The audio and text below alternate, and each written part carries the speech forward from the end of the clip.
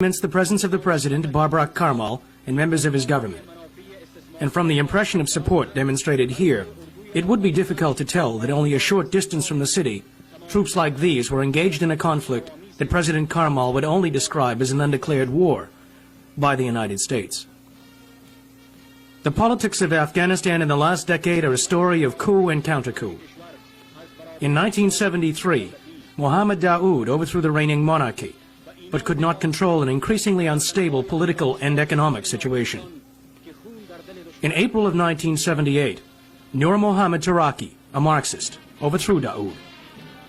But in little more than a year, the domestic situation was out of control, as the population in the countryside fiercely resisted the tactics employed by Taraki's minister, Hafizullah Amin. In February of 1979, the American ambassador to Afghanistan, Adolph Dubs, was kidnapped and held hostage, only to be killed in a shootout at the Kabul hotel. And by September of that year, the country had become so factionalized that Taraki summoned Amin to the presidential palace to fire him. Amin seized the occasion to enact still another coup d'etat. Taraki was killed and the government purged. For the next 3 months, reports from Afghanistan told of a reign of terror. On December 27, 1979, 3 months after Amin took control, and still another coup, the government of Hafizullah Amin was overthrown and replaced with one headed by longtime Marxist Babrak Karmal, who with the aid of 80,000 Soviet troops has remained as president for over 2 years. In February of 1980, 2 months after the Soviets crossed their southern border, 1,136 Western journalists were expelled. And since then, little first-hand information has been available about life in this still embattled country. Until now.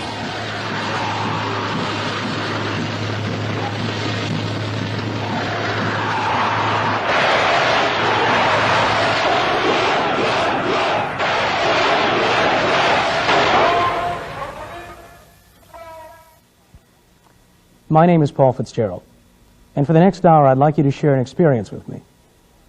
What you're about to see is the first look inside Afghanistan by an American in over 2 years. When I first considered asking permission to enter Afghanistan, I knew relatively little of the history of the country. I'd read reports filed from India and Pakistan that had filtered out of the country, but they seemed vague, or often contradictory. And so it was, armed only with this scant information, that I left New York and headed for Afghanistan. You might imagine the thoughts that raced through my mind as my plane crossed over the Hindu Kush and approached Kabul airport. What was I getting into? Who were these people running the country? Could I trust them to be honest with me? And for their honesty, what would they expect from me in return? Soon after I landed, I discovered it would be a struggle to see the Afghanistan I'd come 14,000 miles for, as the Afghans presented me with a schedule they expected me to follow. For the next 11 days, I negotiated. Some rounds I won, some rounds I lost. But nevertheless, my experience left me with a profoundly new understanding of a little-known culture. Afghanistan is a nation struggling for an identity amidst the pressures and politics applied by 3 distinct and definable forces. The first is the old-world nature of Afghan society, struggling to come to grips with its own feudal past in a population that is largely uneducated and ungovernable. A close look at Afghan history reveals that at no time in the past has any government in Kabul had the full support of the populace. The second force is that of the Western nations. Over the last century, they've provided Afghanistan with its law, medicine, architecture, science, and even agricultural techniques. They've built most of its factories and controlled its markets. But with a Western trade and technological embargo in effect, this influence is quickly being supplanted by the third element at play, the Soviet Union. The influence of this giant, by nature of its geographic proximity alone, would be hard to ignore. If you combine this with an ancient mutual distrust for the surrounding nations, you arrive in an allegiance of necessity that dates back to Tsarist times. In addition to the obvious military presence, the Soviets are supplying technicians, teachers, doctors, and engineers as quickly as Western nations withdraw theirs. And their influence is increasing over Afghan society correspondingly. What you're about to see is Afghanistan today, caught between 3 worlds: capitalism, socialism, and its own feudal past.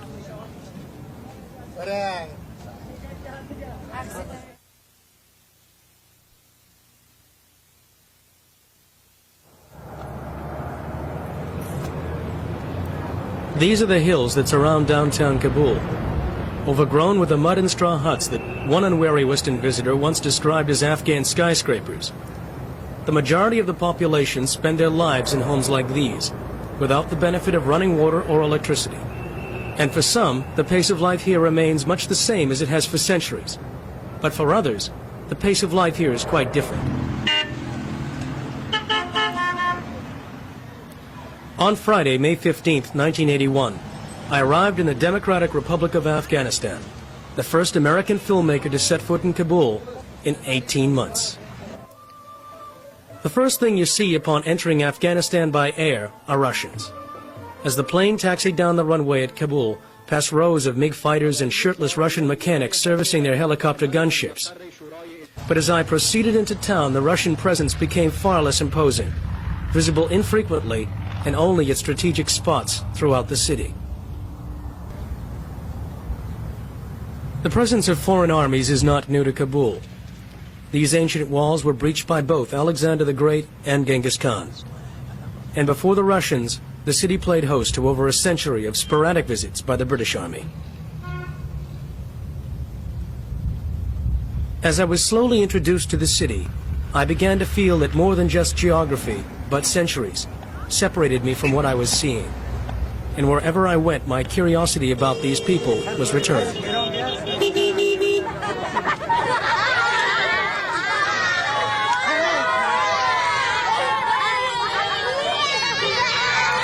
Later that first day, I was greeted by Mr. Rafat, a representative of the Foreign Ministry and member of the Afghan Communist Party. Rafat was to act as guide and interpreter. He was also responsible for coordinating what were at times elaborate security measures. The kind of security and the numbers of Afghans assigned to guard us made it clear that my visit was taken more seriously than I anticipated. But I had not come all this way for a sheltered government tour, and after a series of official stops, I expressed my resentment at their efforts to force a schedule on me. At the university. As I look back, I can see that we were both struggling to come to terms in a difficult situation. Two cultures meeting head-to-head in the middle of a conflict that was the most controversial event in recent memory. We both came equipped with our rules and objectives, and if anything was to be gained from our encounter, we both had to learn to give and take. The pressure we were both under and the seriousness of the events were perhaps best underscored by the President of Afghanistan, Barbara Karmal, in the first interview granted to an American since his accession to power. We regretfully would like to say that American imperialism and these monopolistic circles have actually confronted our country, our freedom-loving and independent country, with an undeclared war against our people. And they are waging that undeclared war through Pakistan. Declared or undeclared, this was a country at war. But after a few days, I began to realize that the reasons for it were far more complex than had been reported.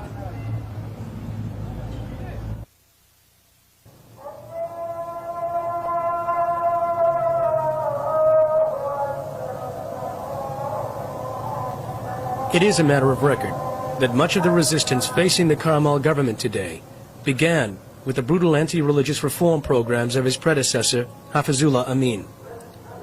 And in the United States, this struggle is still viewed as religiously motivated and prolonged by the continued antagonism between the government and a fiercely religious population. On Friday the Sabbath, I visited the Great Mosque in Kabul, and if religious expression is oppressed here, it was not evidenced by this overflow crowd. In my interview with Barbara Karmal, I asked him whether he saw conflicts between the goals of his government and those of Islam. No, resolutely no.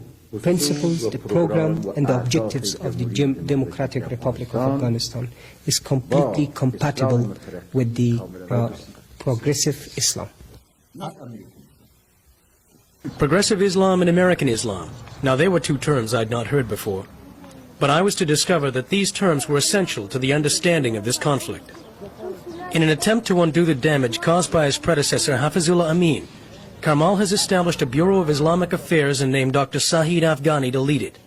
I asked Afghani if he could explain the difference between these two terms. The Islam and the Islamic religion, it is not against progress in any society. But there is different kind of Muslim that different people under the name of Islam, they're trying to misuse the Islam. The government is against these kind of people. At the Majnun Shah Mosque with 3 high priests, I asked how a holy man could owe his allegiance to Mecca while at the same time serving the state. The answer came from Malawi Abdul Sadiq. It's a verses of Quran saying "Laysa lil insana illa ma sa'a." Means a Muslim has nothing but his effort. Muslim can live by his effort to earn and live. We don't want a person to be like a parasite. The President of the Revolutionary Council told us, whenever you feel if there is anything which is not proper with our religion, which is not, appropriate with our religion, tell us. We will make ourselves on that way which is the desire of Islam. It seems the success of Barbara Karmal's policies will rely to a great extent on the ability of men like Dr. Afghani and Malawi Sadiq to convince the country's Muslim population to accept progressive Islam. But as the United States discovered in Iran, change can come hard to a fundamentalist Muslim society, and the collection of women and beggars huddled near the gates of the Great Mosque indicated to me that change in Afghanistan will not come easily to many.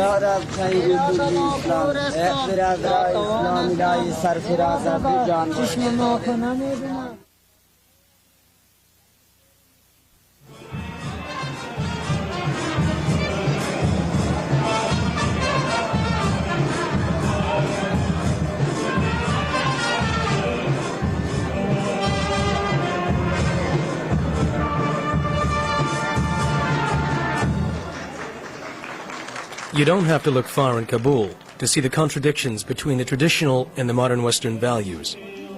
Weddings at the Kabul hotel were a regular event, and the only veil in sight here was worn by the bride.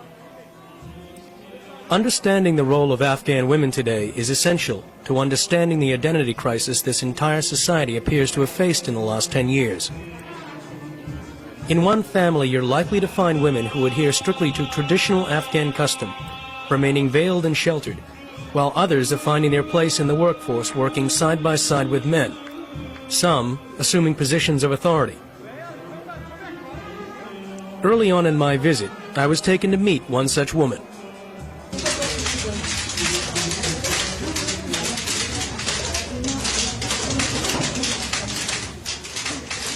Gul Makai Nabi runs a school for married women in downtown Kabul. She does not belong to the Communist Party. Most of the women here have never had the opportunity for an education or any kind of formal training. And it was not unusual to see older women in many of the classes.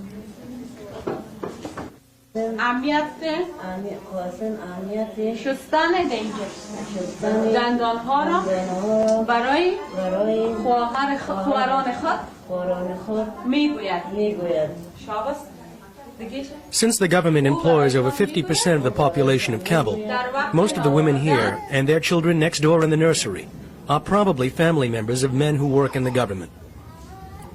These facilities and others like them are available to everyone, but the more traditional families don't participate and rely on female members of the family to look after the children. Educating women and putting children in daycare may not be startling events to us, but to some Afghans this practice amounts to religious blasphemy. Shortly after the April Revolution in 1978, the government began an intense program of education, and teams of teachers were sent into the countryside to establish a co-educational system. But it wasn't long before reports returned of mass executions of these teams by unfriendly villagers and tribal chieftains who viewed them as a threat to their authority and the practice of educating women as contrary to the teachings of Islam. Whether the practice of educating women will ever be accepted by a majority of Afghans outside the city, only the future will tell. But change is always more difficult for the old and easier for the young. And later that day, I saw how some of the young were being taught to adapt.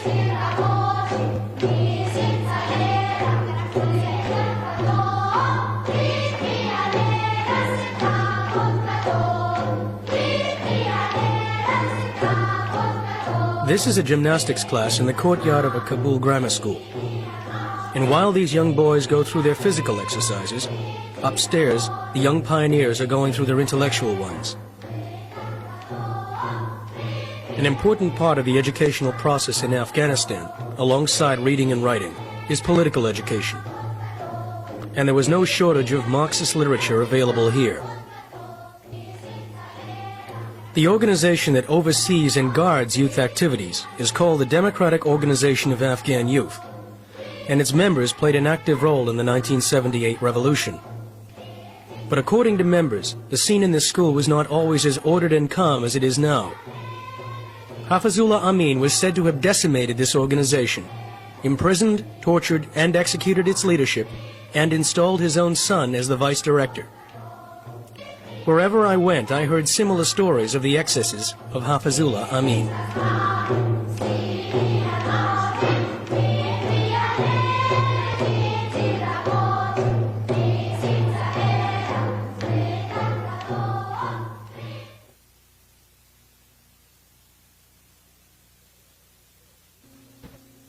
By the fourth day, I was beginning to get a feel for life in Kabul.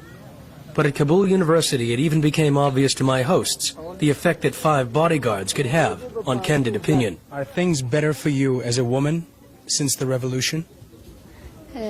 What revolution? The April Revolution. April? I don't know. So I can't say anything about this thing. It soon became obvious that candid interviews were impossible, and I chose this occasion to take a stand and told my host that if I was to arrive at an honest opinion of life here, they'd have to loosen up. But despite these problems, Kabul University proved interesting. On our tour, we were taken to an English class, taught not in the language department, but in the Department of Agriculture.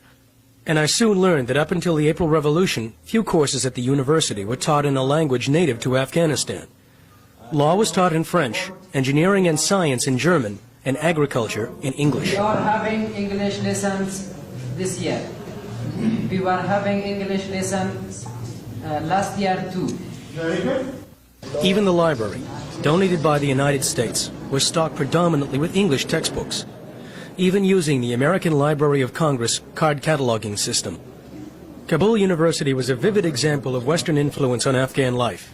And that evening at the Darul Aman Palace, I was given the opportunity to hear the official position on the Soviet role from the Director of Political Affairs for the Military, General Golaka.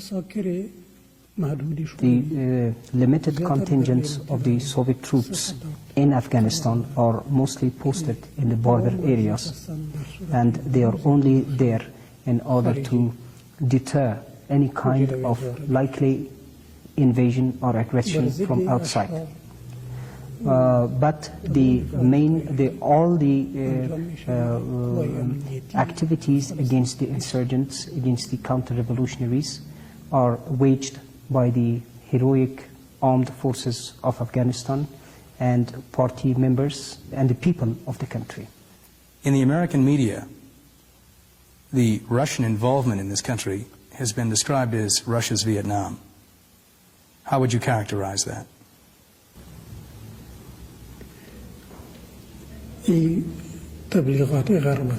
It's mere Western propaganda, and we have no comment on it.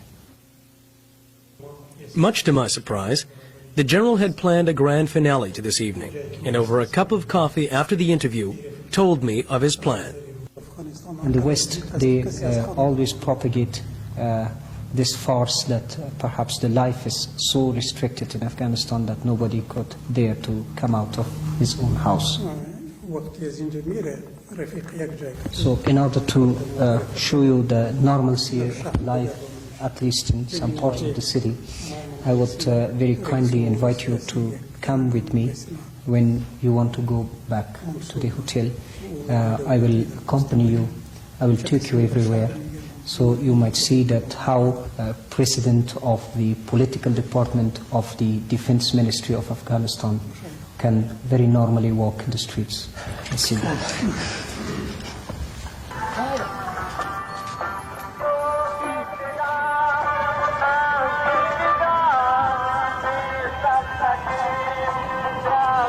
The general's flair for the dramatic rivaled any American politician's instinct for a media event, although it seemed our camera crew drew more attention than the general did.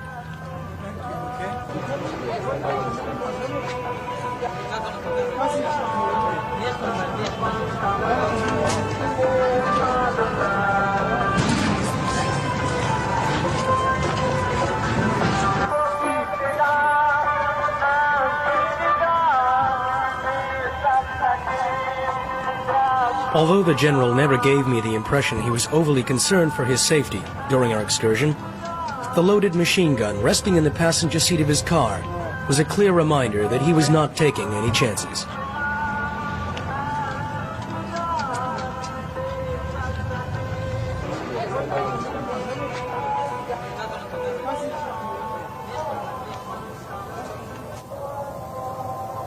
For the first few nights, this American in Kabul found it difficult to sleep, and the darkness was filled with sounds from a world that I'd never known.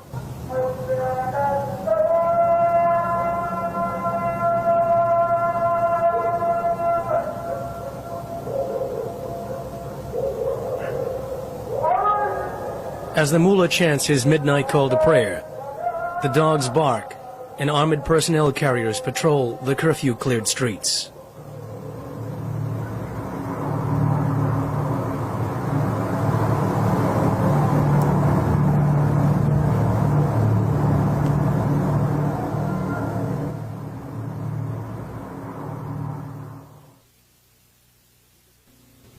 President Reagan has admitted that the U.S. is supplying the Mujahideen with weapons.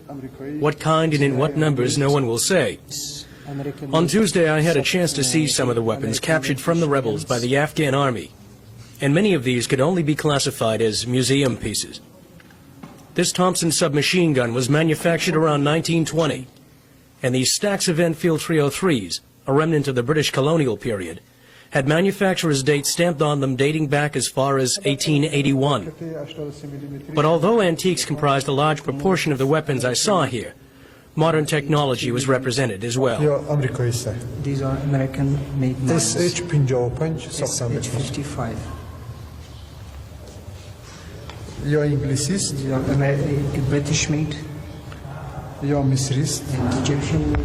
Egyptian-made. Chinese-made. The captured weapons museum was like an international supermarket of arms, with nearly every industrialized country represented. But I wanted more from the military than just museums, and later in the week I was permitted to travel to some villages outside the city to see the kind of damage that weapons like these had caused. As you leave Kabul and your jeep hits the dirt road headed to Jalalabad, the first impressions are not of a country at war, but of a countryside that appears strangely tranquil. And it's here that the conflict of the three worlds becomes even more obvious. In the villages surrounding Kabul, you begin to see how Afghan culture exists simultaneously in the past, the present, and the future. And how conflict and calm exist side by side. Strange contrasts appear, and you begin to wonder what the Muslim warriors buried in this cemetery would think of the intrusions that modern technology imposes. It was in this region in 1842 that Afghan warriors first made the reputation they now wear in the West. The entire British garrison at Kabul, 15,000 strong, perished between here and Jalalabad, a defeat which concluded the first British attempts to colonize Afghanistan and set their aspirations back by at least 20 years. This area is now under the control of the government in Kabul, and as helicopters patrolled nearby, my jeep was greeted in the middle of the road by a contingent of town militia, and it became obvious that I was not going to travel anywhere in Afghanistan unescorted. These men were from the villages of Budhak and Camaray, and had volunteered to escort me for the day. But before we embarked on a tour of their villages, the president of the local defense group told me of some recent encounters with some former neighbors. It was about 1 month ago, and about 150 people attacked this area. They exploded the door of one of the head of the public meeting. Also, our defense group attacked them, and some of them were killed. We got about more than 600 bullets, and some weapons and ammunition and bombed like that. 4 to 5 people were killed. Who were these rebels? Did he know any of them? Yes, I know many of them. The people living there, and they fled the country. Now they're trained in Pakistan. Their goal is to scare the people and make a kind of fear in the atmosphere of this village. The other thing is that they want to stop the educational progression here. For example, we have 2 schools, one for male and one for female, and they attack and burn. From news reports available in the U.S., I knew that the Mujahideen attacked villages, usually for stores of weapons or supplies. But it came as a surprise to find that schools and the educational system as a whole were a frequent target. I asked to see evidence of these attacks, and I was taken to see the Hosinkil School for Boys, which had come under attack in August of 1980. Children now play in the yard that was for a night a battleground. At the time of the attack, the school was entirely destroyed, and since then, only partially rebuilt. I was greeted by the caretaker, who told me of the events of that evening. This was night. They came. They had gone with them and took us near the mountain. They said, "Go quickly." I said, "My foot is aching. I can't." And they were just rolling on me and said, "Quickly go." They sprayed the fuel on the walls and on the wood in order to burn. It is not a human act. It is not an act of desiring Islamic requests. We don't call them Muslims. And now we are living here and safe. Everything is calm. And we condemn this inhuman act. Before I visited the village of Camaret, I was shown the home of a feudal landlord who fled to Pakistan during the reign of Amin and who is now said to be orchestrating much of the insurgent activity in this region. This is the ancestral home of the Mujahideen family, whom I was told now reside in Pakistan. Their property was valued in the hundreds of thousands of dollars, and with a primitive agrarian economy like Afghanistan, where per capita income is less than $200 a year, these holdings constituted an enormous wealth. Although the Karmal government has offered restitution to this family and others like them, the majority have remained in exile, and their property has either been given to poor peasants or left idle. When I arrived in Camaret, the home village of President Barbara Karmal, I saw evidence of insurgent activity that was far fresher than any I'd previously encountered. 3 days ago, the townspeople found 10 of the rebels responsible for this action on the outskirts of the city, and in a pitched gun battle, killed 5. The remaining 5 are in a hospital in Kabul. What I had come upon in this little village 20 kilometers from Kabul was typical of the kind of war being fought here. Teams of rebels slip over the mountains and into the villages at night, announce their arrival with a rocket attack on the local supply house, target the homes of a few key figures, occasionally taking a hostage or 2, and then flee into the night. As I discovered here, they don't always get what they came for. I asked them the questions why they attacked this place. He said, "I don't know. They're not human. I'm a poor people. I have nothing to do with it." But they did it. They attacked my place by rockets. 3 rockets were fired. You know, I'm a poor people, and you saw my job, my handicrafts that I'm doing here. Khalid was the local brushmaker, and why he had been the object of this attack was as much a mystery to me as it was to him. I was standing near the door. We were firing bullets, shooting in the door. And also when the 3 rockets fired, the doors of the rooms were broken down. And my son there was unconscious.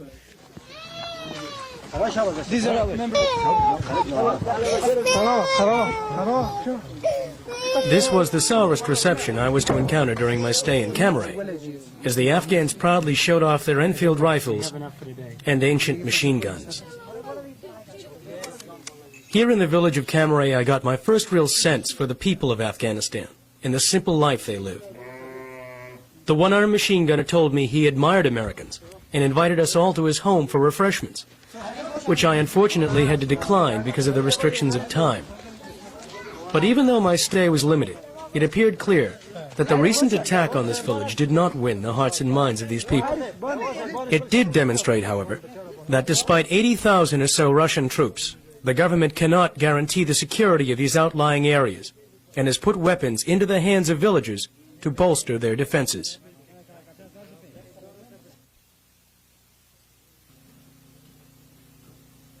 The next day, upon my request, I was granted permission to visit the primary medical facility in Afghanistan, the 400-bed military hospital in Kabul. Here, Afghan soldiers wounded in the fighting are quartered just down the hall from wounded rebels. As my crew entered the room, we were greeted by a surprise reception.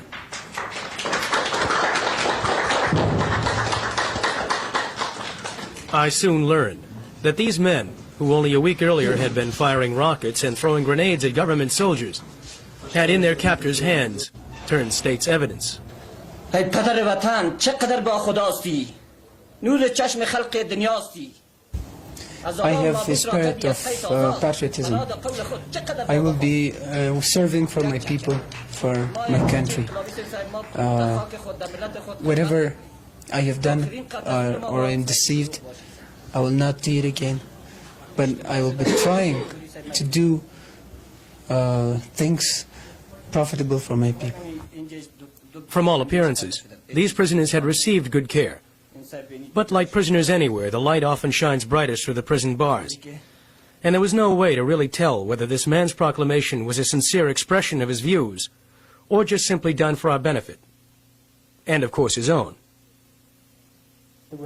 Quick encounters like this were frustrating, because they raised more questions about an important subject like the treatment of prisoners than I had time to find answers for, and reminded me that 11 days was scarcely time to get an overview of life in and around Kabul, not to mention other parts of Afghanistan. But 11 days it was, and I requested a trip to another city to see how conditions compared to life in Kabul. And I was permitted to visit Jalalabad, 125 kilometers to the east and near the Pakistani border.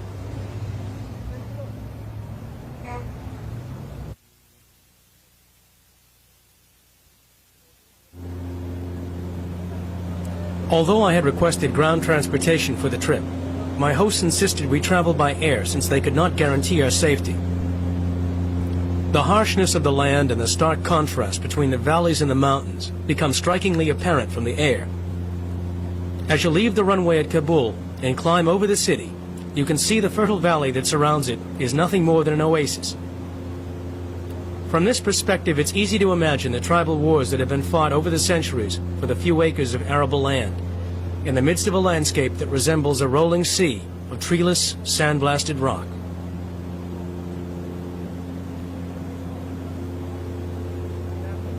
As we landed, I witnessed an armada of Soviet helicopters in what was a major military installation. And as we drove through the city, we soon had the opportunity to experience the level of military activity in this area firsthand.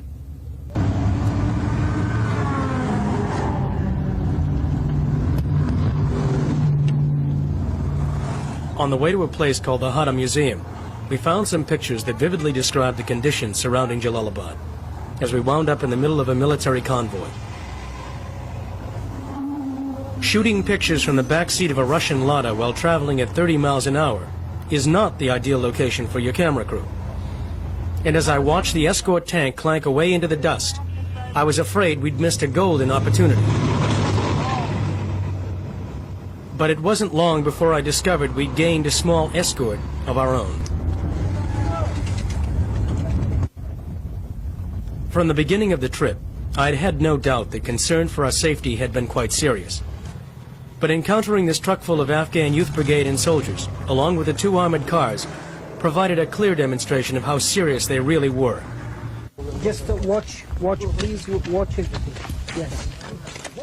And following this minesweeping crew into the museum only heightened my awareness of the level of danger we all faced. As was the case in Kabul, the city of Jalalabad appeared to be effectively under the control of the government, and I saw no obvious signs of insurrection or discontent. But in the countryside, the opposite seemed true, and all the evidence pointed to a total lack of control.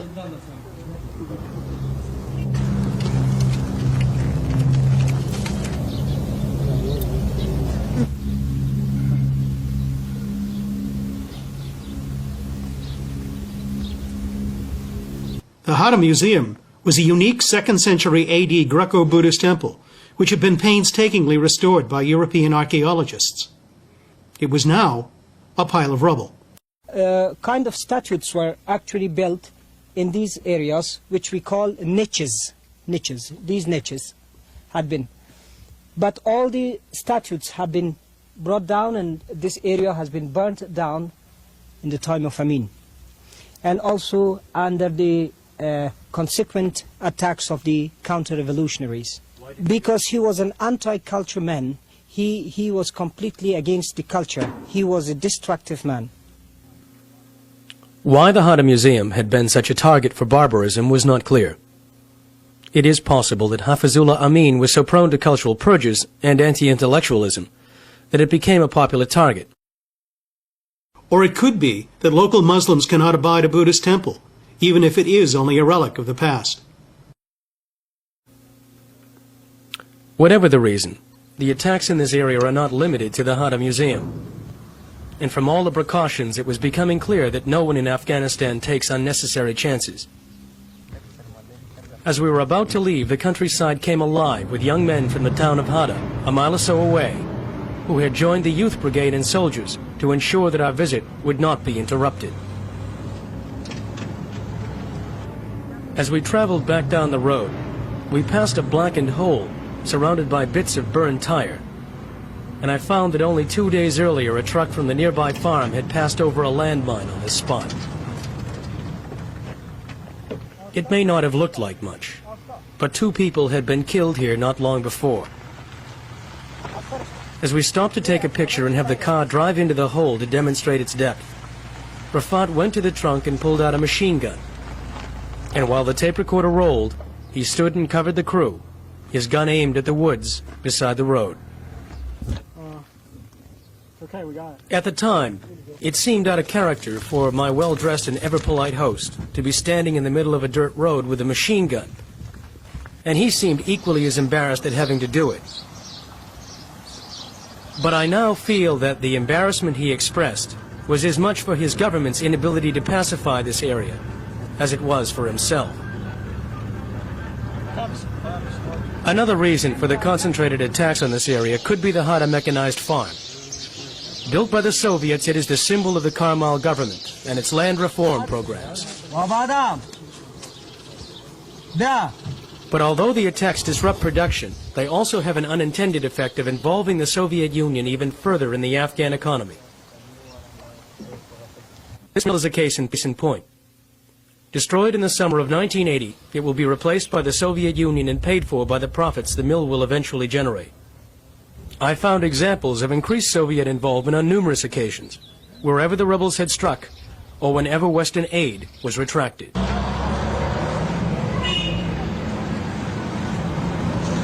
After our party lunched on a feast of lamb and rice, prepared in our honor at a local hotel, I began to explore a city that seemed as curious about us as we were of them. In the bazaar of Jalalabad, business continues, probably much the same as it did before the April '78 revolution, except that now prices are fixed by the government and bartering is frowned upon. There appears to be no shortage of goods, either locally made or imported, although there did seem to be a shortage of customers the day that I was there.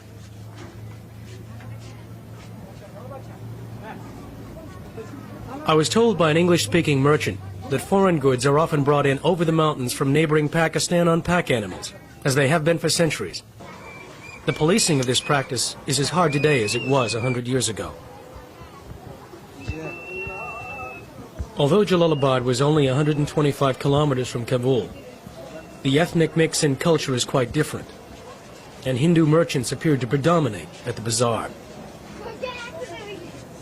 Although I heard reports from officials that no attacks had occurred within the city for at least 6 weeks prior to our visit, It was apparent from the military activity here that the situation was far more unstable than Kabul.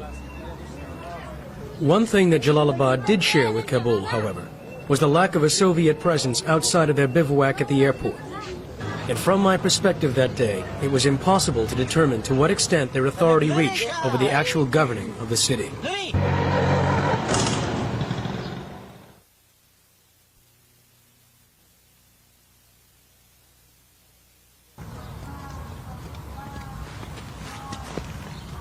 Aside from Russians, soldiers, and rebels, there is something else that may have been overlooked as a cause for the social upheaval in this country. And it is an experience shared with many third world countries. Rapid industrialization.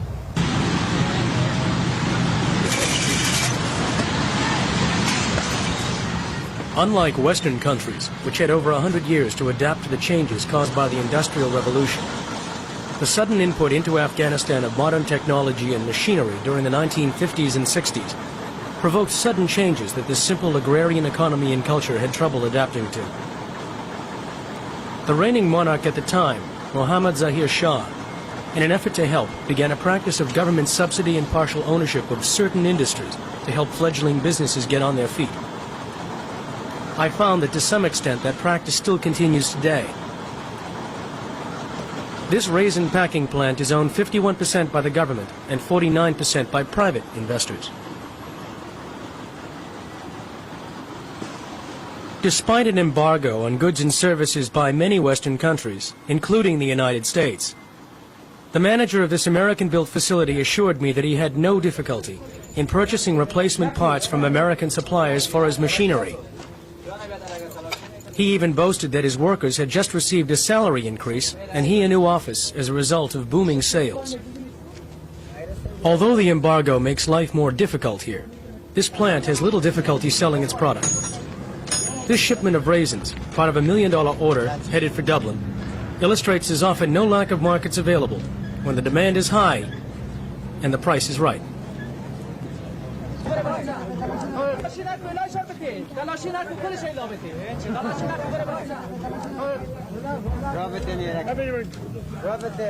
In the past 25 years, large numbers of Afghans have left their villages and lives of subsistence farming to come to the city and work in factories. This practice has disturbed the traditional structure of tribal authority, and in one generation created a competing value system. At the Bagrami textile plant on the outskirts of Kabul, it's easy to see how Afghan society has been shocked in the last generation.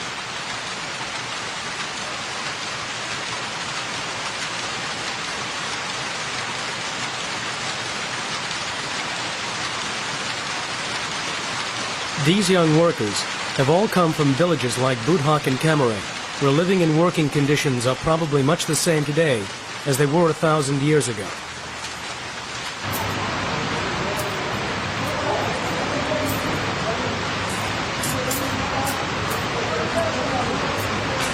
The scene in this factory said more to me about what was happening in this country than almost anything else I saw. Because I'd seen this factory before.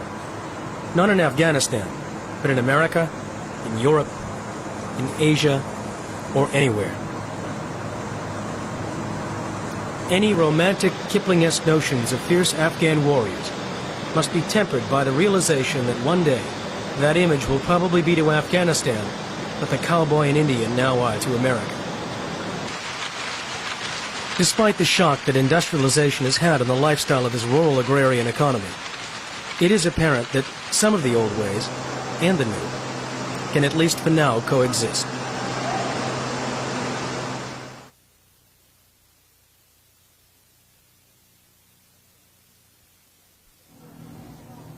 As an American, it's difficult to understand how effectively our geography and our culture, our standard of living and long history of industrialization have isolated us from knowing much of the world we live in. It is almost 120 years since the United States experienced the kind of civil strife that Afghanistan is now facing. And as I was reminded by an Afghan, the issues that began the American Revolution of 1776 were not completely resolved until the end of the Civil War in 1865.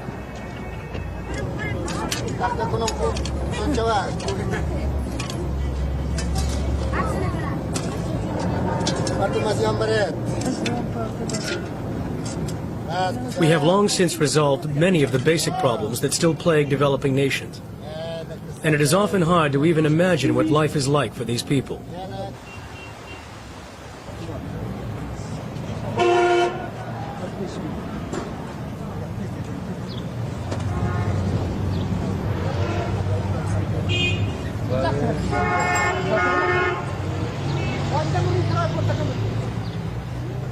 When I first went to Afghanistan, I went with all the preconceptions of an American. And what I learned firsthand was that regardless of their political philosophy, they are all indeed Afghans, and they don't want their story viewed in terms of superpower confrontation. This complaint is not unique and is echoed throughout the Third World. As I walked through the bazaar in the last days of my visit, I was aware of how my preconceptions had changed, but not in a way that I could have anticipated. My background and culture and some of what I saw here were still centuries apart. At times so far apart, there was almost no mutual frame of reference. This gap created serious communication problems, which at times made a clear look at this country that much more difficult. But despite travel restrictions and the limit of 11 days, it became clear that what was happening in this country was not, as most stories reported, as simple as a struggle between invading Russians and fiercely religious freedom fighters. Afghanistan is a country fiercely divided in civil war, with a population factionalized along cultural, religious and political lines. And not unlike many other third world countries, struggling to find a 20th century identity. The presence of 80,000 Soviet troops obviously has an effect on Afghan life, but to what extent I could not determine. Although I requested interviews with Russians on many occasions, they were never granted. My feeling was the Afghans were intent on keeping the camera focused on Afghanistan's problems. And these Afghans at least didn't feel that Russians were part of that problem. Although the Western nations over the years provided substantial economic and cultural assistance, the manner in which it was given never allowed the majority of farmers and nomadic tribesmen who populate Afghanistan to assimilate it.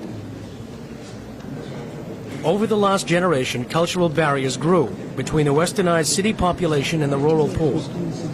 And by 1978, the tension between these two worlds reached a breaking point. The break occurred in April of 1978 in the revolution that overthrew Mohammed Daoud. But this was only the beginning of the breakdown, and the new government's attempts at reforms were treated with contempt in the countryside. Hafizullah Amin, as Minister of Taraki's reform programs, met savagery with brutality. And as the fighting intensified and the government's authority disintegrated, millions fled the country. By the time Babrak Karmal overthrew Amin, the government was near total collapse. And had it not been for the 80,000 Soviet troops behind Karmal, one can only speculate who'd be the president of Afghanistan now. Throughout my entire stay in Afghanistan, the issue of Soviet involvement in the military was a regular matter for discussion. But the Afghans I spoke with always insisted they were doing the fighting, and the Soviets were only playing a backup role at their request.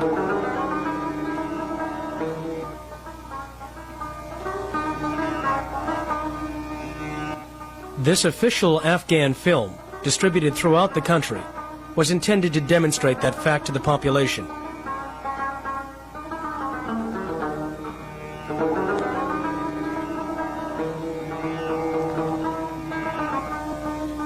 And the members of the cabinet present at this meeting were intended to show the kind of support Babrak Karmal enjoys as president.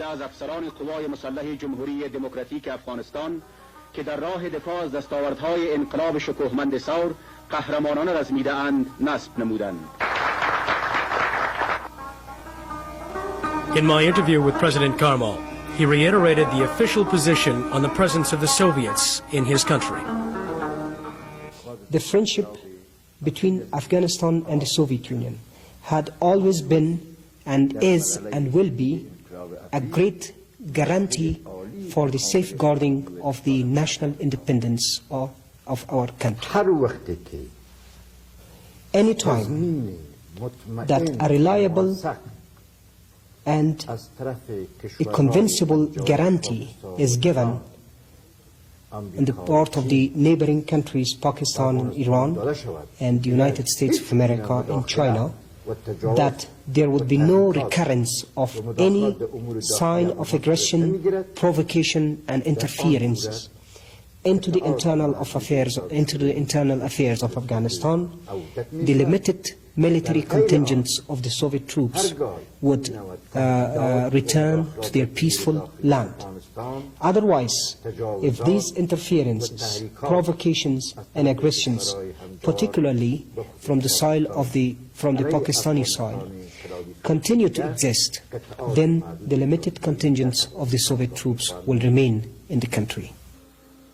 Although Barbara Karmal conducted the interview in his native language, he did use English periodically to emphasize a point.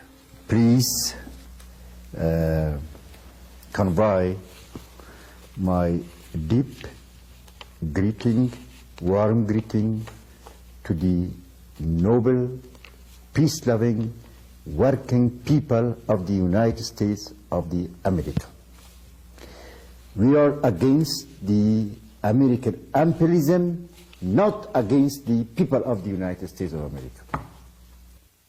I went to Afghanistan with a lot of questions, and I returned with many of them unanswered. Travel restrictions, the limits of time and security all made the process of gathering information far more difficult than I would have preferred. But what I saw there convinced me that finding the truth about Afghanistan is not a simple process. As Americans, we're accustomed to looking at the world on our own terms. But as we painfully discovered in Vietnam, Iran, and elsewhere, our terms don't always guarantee we'll come to the correct conclusion from the information that is available. Afghanistan is a country in the throes of a civil war, with at least 80,000 Soviet troops present. But the key to understanding Afghanistan today doesn't lie with the 80,000 Russians, but ultimately lies with the people of Afghanistan. Understanding their culture and their needs as a society are far more important factors in predicting their future than attempting to predict events there through the veil of superpower confrontation. Sir William Haley, former editor of the Times of London and Director General of the BBC, once said, "News is what journalists make of it. It is a sifting, reporting, and evaluating of what has happened." As Americans, we don't owe the Afghans anything, but we do owe ourselves the truth. And that can only be arrived at by sifting and evaluating all the information.